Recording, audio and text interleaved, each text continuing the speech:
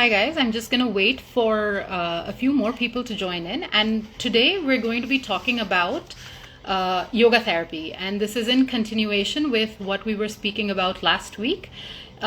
Basically busting the myths of yoga, because there are a lot of misinformation online, particularly Instagram, about yoga and about what yoga can do for you.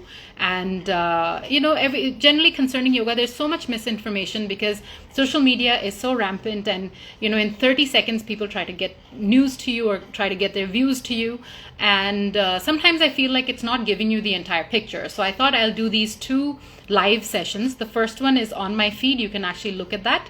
And today we're going to talk about what is therapy, what is yoga therapy specifically, because now it's become so popular, yoga therapists, yoga therapy. So what exactly is yoga therapy? We're going to talk about that. We're going to talk about who is qualified to be a yoga therapist. We're going to talk about what you can expect from a therapy session. How should yoga therapy be done? So all of these are the things that we're going to be actually looking at today. I'm just going to give everybody maybe another 2 minutes to join in, and then we can actually get started. Also, last time I know a lot of people had questions. So if whatever question you have, feel free to just put it in the comments, and I'm going to get to those questions as well. So just another 2 minutes, and then we can actually get started. I intend for these sessions to be really short. And a lot of you had in the previous session also sent me suggestions for what you want to know about, like what other topics you want me to address. So I'm welcome to that also. So if you have a question about yoga, anything related to yoga, feel free to send me a DM, or just put it in the comments here. A lot of you try to request to be in the live videos, and that's not really how it works. This video is not so that you can come online and ask me questions. This is just me giving you information based upon which you can ask me questions. So let's get started. Okay, I don't want to keep people waiting. So I want to start with what is therapy. Okay, so before we even talk about yoga therapy, we need to understand what is therapy. And basically therapy, when we think about it, we think about healing. We think about relief, So when we talk about what is therapy, therapy is any kind of treatment which aims to either provide you with healing, provide you with a cure, or provide you some sort of relief. Okay, so that is what therapy is. And so what is yoga therapy? Now, yoga therapy is something which is more specific. Yoga therapy is the act of using yogic principles to provide you either a cure or some relief from whatever disorder or whatever condition you are experiencing. And when we do yoga therapy, the difference between yoga therapy and regular therapy is that in yoga we also look at your spiritual side, we look at your psychological side, and we look at your physiological side. So a yoga therapist is actually going to expect to have an impact on all of these three parts of your personality. Okay, so if you go for regular therapy, like if you go to a counselor, they're not necessarily looking at fixing you physically. If you go to a doctor for therapy, they're not particularly looking at your spiritual side. But when you come to yoga therapy, we actually try to give you therapy combining all these principles. Okay, so that is the difference between therapy and yoga therapy. And so you can see that yoga therapy is a little bit more subtle. It is a little bit more refined. Okay, because we're looking at more than just your physical side. We're looking at more than just your spiritual side. Okay, so now, how should yoga therapy be done? Because I get this from a lot of students. They went to a yoga therapist, or there are yoga therapists online who are providing you information for certain things, like even serious conditions like PCOS or diabetes or cholesterol or hypertension. So there's a lot of information from so-called therapists online, and people who are not even yoga therapists are sometimes giving you yoga solutions to such problems. So how should yoga therapy be done? Okay, that you have to really, when you look at someone with the intent of them providing you with therapy, you have to have an idea of what it is. What is yoga therapy, so that you can judge for yourself whether what you are being provided is actually true yoga therapy, or is it just someone who's claiming to be a yoga therapist based upon something that they've seen online. So how should yoga therapy be done? So if you are undergoing yoga therapy, I expect that, and like I mentioned in the in my story, that it is not an approach where you have a particular asana for a particular ailment. So if you go to a yoga teacher and they say, well, if you have diabetes, we're going to do Sarvangasana, and within a month your diabetes is going to be gone. Or if you have PCOS, we're going to give you some breathing exercises, and within a month your PCOS will be gone. If someone is telling you, promising you this is it's completely incorrect. That is not how yoga therapy works. Yoga therapy is never one ailment to one asana. Or even like, if they're giving you a particular ailment, and then you tell them, okay, I have diabetes, and they say, well, these are 5 asanas, and if you do them for like 5 minutes every day, it'll get rid of your diabetes.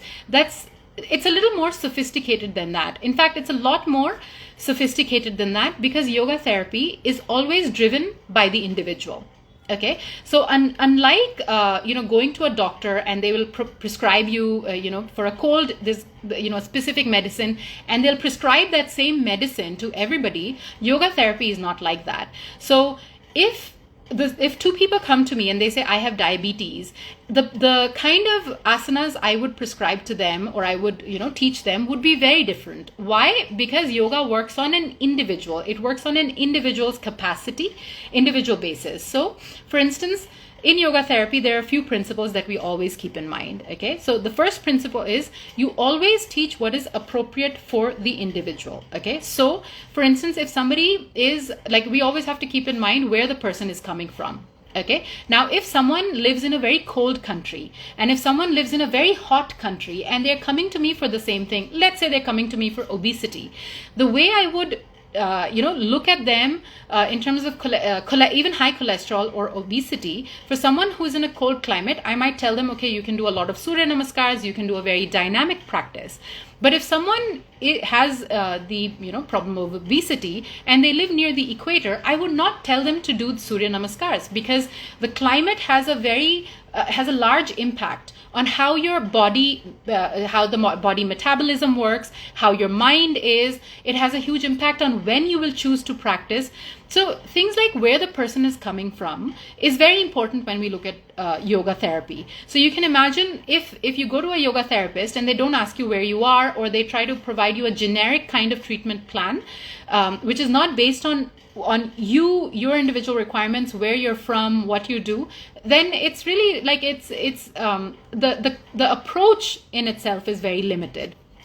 Now, another thing that we keep in mind, and your therapist should keep in mind, is how old you are, because a lot of things depend on that. So if there's a very young person and they have thyroid, for instance, and there's a very old person who also has thyroid, we would treat these two people very differently, because your metabolism is different, metabolic processes are different, your mind is also very different. The kind of things you're going to be receptive to, the kind of things that a younger person will be receptive to, are also different. And when that happens, the treatment completely changes. Okay, another thing that your yoga therapist should keep in mind is, what are you like? Are you someone who suffers from anxiety, or are you someone who's very lethargic? Again, the kind of treatment that they would provide you, even if you have the same condition that somebody else has, it would differ based on the kind of person you are, the kind of disposition that you have. And I would also look at what kind of lifestyle you have. Okay, so if someone is is suffering from, let's say, diabetes, and they're sitting all the time, and if someone is suffering from diabetes but they're very active, the way we would look at these two individuals and the kind of treatment plan we would provide to them would be very, very different. It would obviously be very different. Also, we would look at what is your physical capability. So we see a lot of people sometimes, especially when they're just starting with yoga therapy, we see a lot of them saying, well, now since you have like a thyroid problem and you cannot do Sarvangasana, yoga therapy will not help you.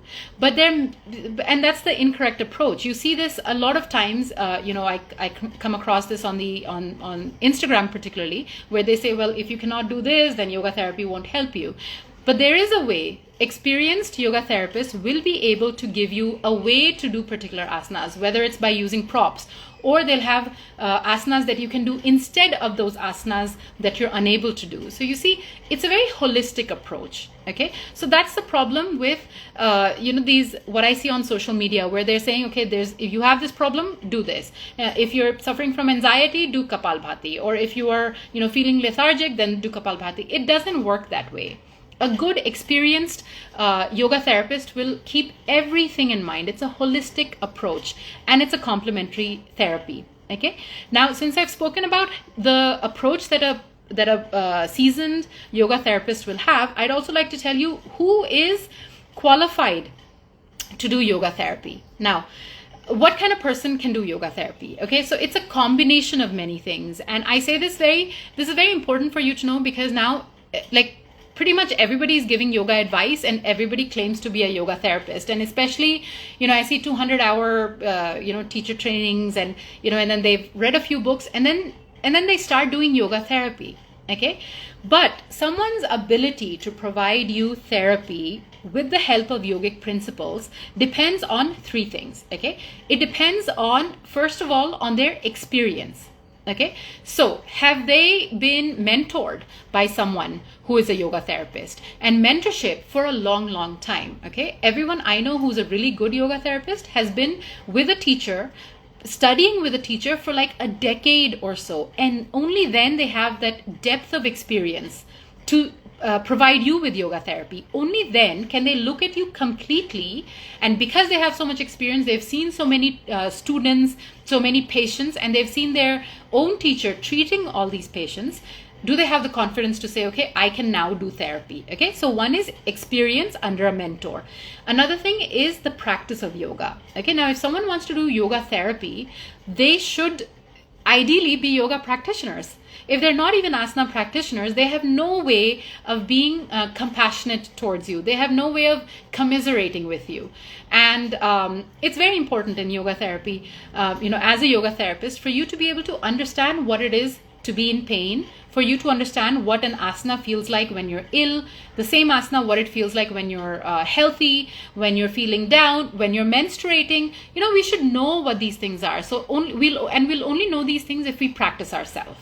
Okay, so it's like the two things that we've said is experience under a mentor, and number two, their own practice, and number three, qualification. Okay, qualification is very important. Although for people who've been under a mentor, being mentored by a teacher for like 20 years, that's 2 decades, I'd say qualification is not so important.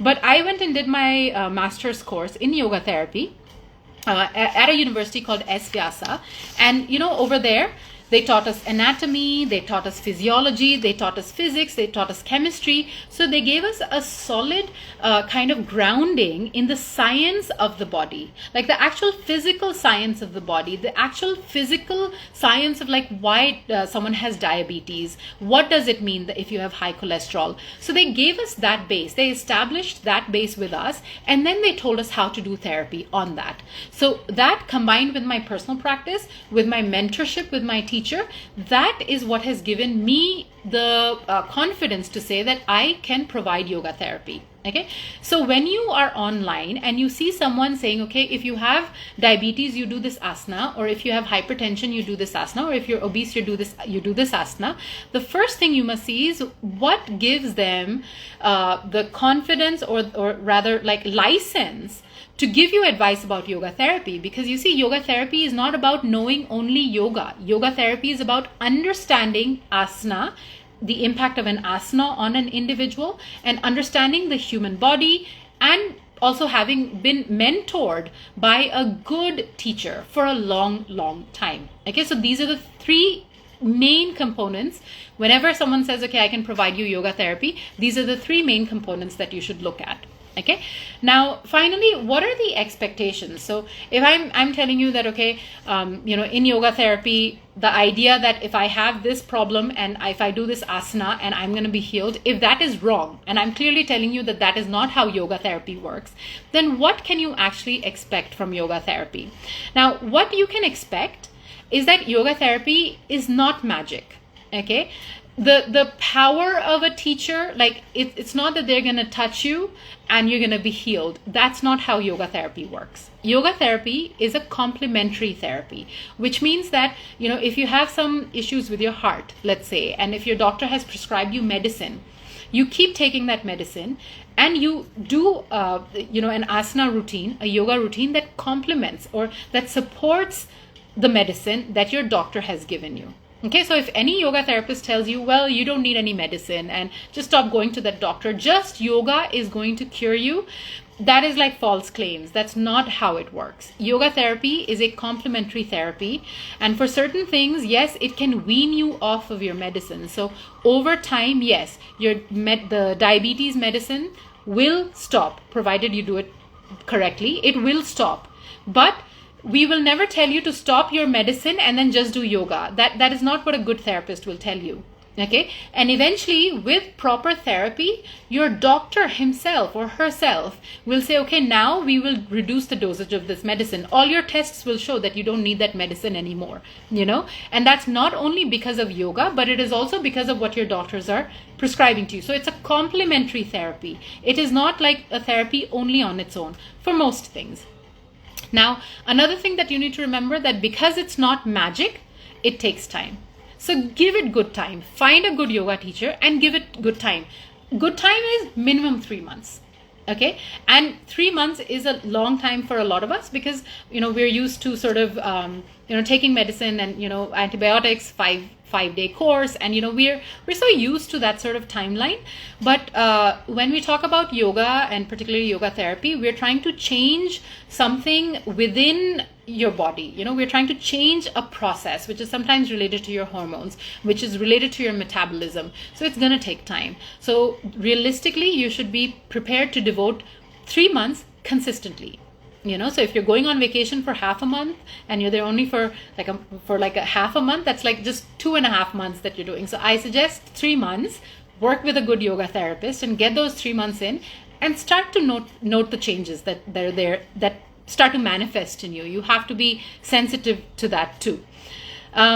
Also, you will also have to be prepared to devote your own time. Okay, so a lot of people come to me and they say, well, can you do yoga with me every day, like this therapy with me every day? And I tell them that no, you cannot expect that your therapist will handhold you through the entire process. They will handhold you to a certain extent because ultimately we are trying to make you independent also. So a yoga therapist will prescribe you a routine. They'll teach you for 2 days a week, and then the rest of the days they will say, okay, you have to do self-practice, because ultimately when you are cured, you might still need to sort of continue the practice on your own. And it's not good to be dependent on a therapist, on another person. It's good to be empowered about your health. So you will have to be prepared to sort of dedicate your own time, and an honest time. You really have to sort of put in that time, effort to include the routine in your daily routine. Okay, so that's one more thing that you should really take into consideration. And also, the final thing that I would say is that if you are going to a yoga teacher or a yoga therapist, they should be able to tell you very clearly why they're telling you to do something. Okay, so if they're telling you to do Sarvangasana for, let's say, a thyroid issue, you should be able to ask them, why am I doing this? And they should be able to give you a proper answer. It shouldn't be that, well, I saw my teacher doing this, or I read it in a book, or everybody knows. That is not the correct answer. A yoga therapist, that's why I say qualification is really important. A good yoga therapist will be able to tell you convincingly why they're prescribing a particular asana to you. And it may not just be asanas, it could be chanting, it could be mantras also. It's like the therapy doesn't only happen at a physical level, it also sometimes happens at a emotional level. So they might give you mantras also. They should be able to explain what those mantras mean. They should be able to have anecdotes to tell you about why it's helped people, whether it helped them. They should have a personal story also. So these are the things that you have to really remember. You have to remember that one size does not fit all when it comes to yoga therapy, and that is why it's important to look for a good therapist. It's good to have a rapport with your therapist. It's good to find therapists who work in a scientific manner, in the sense that they know cause and effect. they're able to explain to you that this condition or disease is because of this reason, and this asana works on your body in this particular way, and that is why we're putting these two together. Okay, so this is what I had. I don't want to extend this live for too long, but this is what I had for you for yoga therapy. If you have any questions, you can let me know now, or you can always DM me. And like I said before, if there's any other query that you have, or any other myth that you've heard about yoga, or just something you want to know more about, let me know, and I'll do a live like this. But yeah, let me know whatever you found to be valuable. If you found something not that valuable, you can let me know that also. And so this is what I'll leave you with. If you have any questions, like I said, you can always DM me, and I hope this session was valuable for you. Thank you. Bye.